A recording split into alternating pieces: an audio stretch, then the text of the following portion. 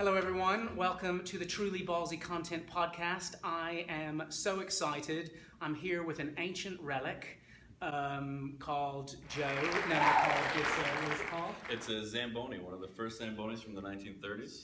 First time ever we've had a piece of sporting history in a TBC Global podcast. But more important than that, we have Joe.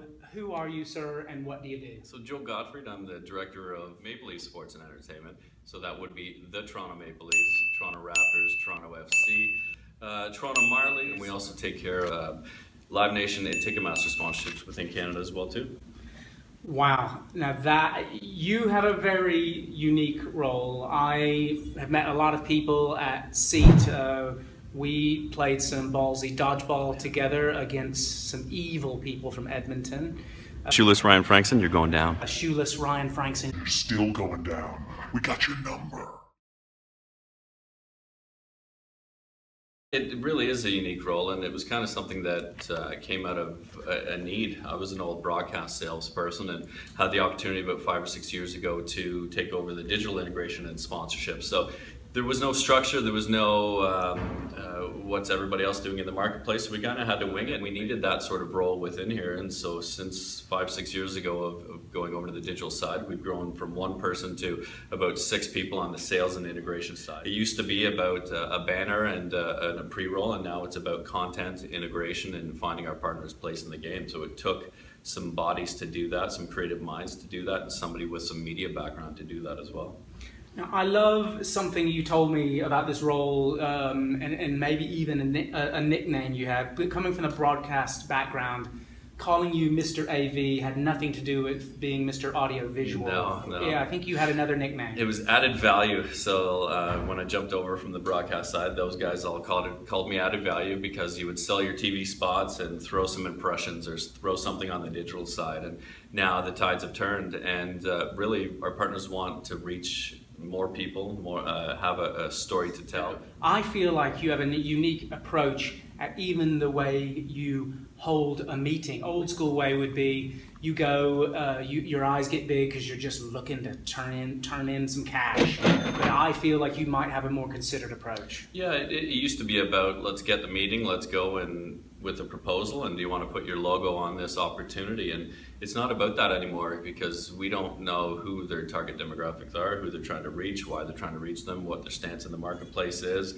Are you trying to get market share? Are you trying to just host people in our building? Like there's so many different reasons why people want to partner with us. So we need to find out first of all why and what they want to do and align them, because we might have this preconceived notion that somebody's got a stance in hockey, but keeping your knees bent. Try to achieve a 90-degree angle. But they want to get into the basketball world, or vice versa, or in the soccer side of things, or just get into music. So really, we go with our first meeting and listen. It's not about bringing any collateral that's saying here's a big deck with a price tag at the end that we don't even know if it's in the realm. I feel my responsibility to my clients is all about what would the fans want. Now, I think you even take the person in the trenches with you sometimes to these meetings. Yeah, we definitely are very much a team atmosphere here, but I am a salesperson at heart, but I promised the marketing folk that I would keep the integrity of the brands. But what I will often do is bring our community managers, the people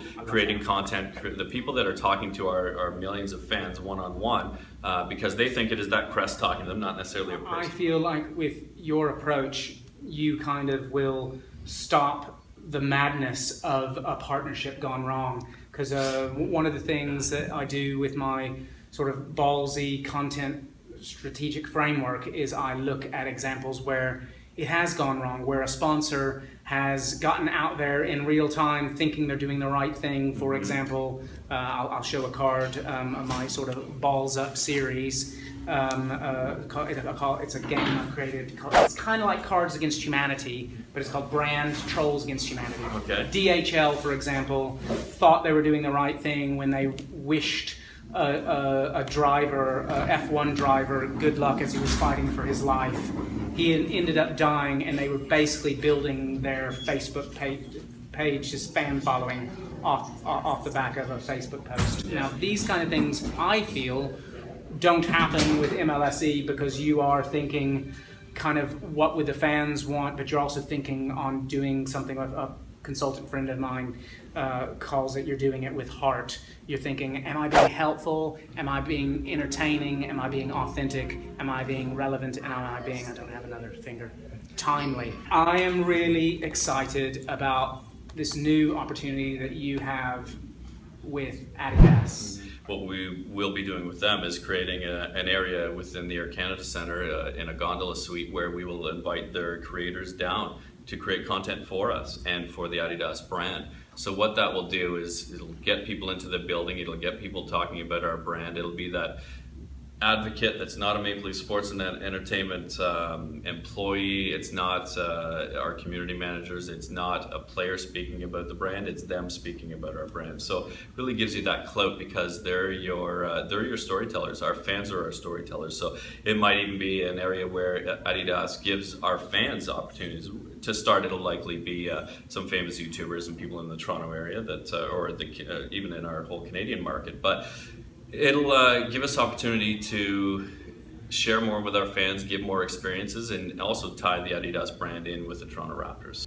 Are there any sponsors that you just think we just can't come up with a natural fit? Like, for example, we're sitting on some hardwood flooring here. Like, how the hell would the person who makes this floor become a Raptors kind of sponsor? That's a bit of a stretch, isn't it? Yeah, well, that's one that we've talked about in the past. Is we did have Swiffer, who was a cleaning product, and how do we find their place in the game? It's a mop. They don't belong here, No. But you know what? They did want to attract more millennials who are living in the condo in GTA, and all they have is laminate or hardwood. How do we tie that into the game? And then we finally realized, you know what? We do have the most prestigious hardwood in North America, or in Canada at least, we like to think.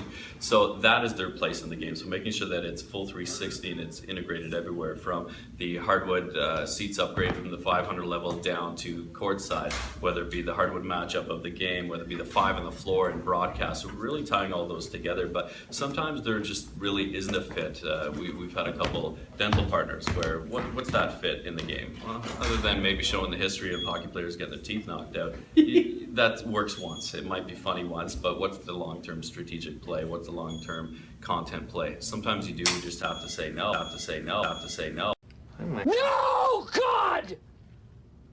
No, God, please, no! Everybody belongs in the content space, not everybody belongs in our social space, because it is that brand. It's that brand speaking to our fans. It's not just one person. So if we drop in a logo or we drop in a partner's name, it better well make sense. And we talked about it before, where when we started into this space, we really had to almost create some guidelines. And those really were about being informative to our fans, offering them a chance to win or a chance to experience. If it didn't really check one of those boxes, they didn't belong in that space, because your fans can see right through it, and we want to gain more followers, not lose them. Absolutely. I love the example of the hockey, and one of the famous examples, infamous examples I mentioned in my workshops is Listerine wanting to newsjack the World Cup and trying to shoehorn fresh breath into what was happening on the pitch. Even when Luis Suarez bit an Italian shoulder, it still wasn't really about breath. It was biting. And I love the fact that you guys can say, no, not going to take your money. Thank you, Dental Toronto. Over the last couple of years, especially when you haven't necessarily had teams that win, you need to be entertaining and at least offer something to your fans in other different ways. Yeah. I think it's really a changing landscape before, especially in the digital space. Again, it was a banner, it was a pre-roll, and that's all you're really buying. And okay, now you're retargeting banners and you're getting smarter. So we want to get smarter with everything that we've got. We've got season seat holder databases. We've got 20,000 people in our arena every night that are purchasing something, whether it be from a concession or whether it's a jersey or something. We've got touch points online where we're asking people to enter contests, and it's how do we bring that all together to make sure that we're relevant in the right space to the right people. We know we have millions of fans out there, and how do we get them all to come to one place? And so really we've ramped up our business intelligence side of things from where it was about one person 2 years ago up to about 13 or so now.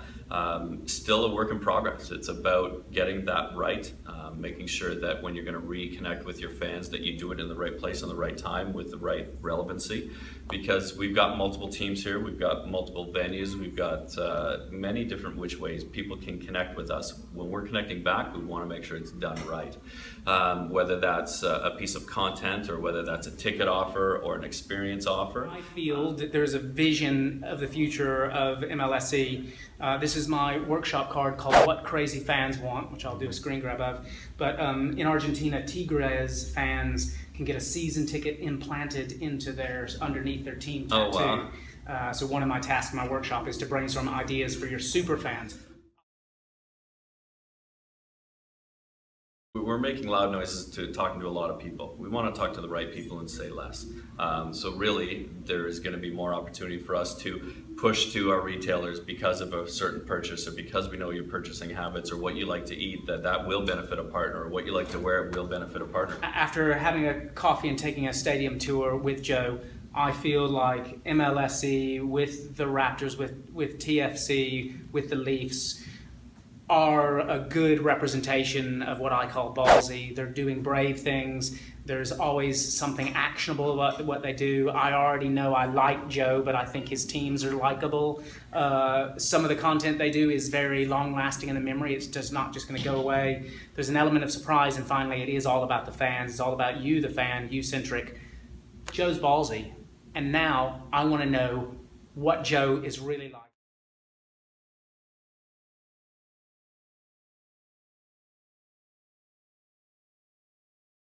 Well, I think I'd have to be a little cocky here and also call it the Joe Gottfried experience, or self-titled. Because really, you do need to promote yourself every now and then, right? Absolutely. I used to play guitar, but now all I play is Wiggles songs for the kids, so Yes, it's a little wow. different. But There's a market for that. yeah. I had the opportunity to work with Will Ferrell when he had a basketball movie, and he was doing his promo shtick, and we were asked to work with him and the movie producers, and we got him down on court. We had Jamario Moon, at the time was a Toronto Raptor. They both wore number 33 in the movie. He's wearing 33, so had them shooting baskets, just talking about the movie, talking about basketball, shooting some content, and just got to see another side of him. And he was a real person. He was very nice. He was kind. He was just a gentleman. I am incredibly jealous of that. Hello, darkness, my old friend. I've come to talk with you again. In addition to the Joe Gottfried experience, where can people find you if they were wanting to show you some love? So if they want to find me, at Joe Gottfried, Gottfried is Gottfried is my Twitter handle, Instagram as well too, Joe Gottfried. Facebook, just look up Joe Gottfried, look for the spikes in the beard, and you'll find me. I love it. Thank you so much. Thanks so much. Cheers.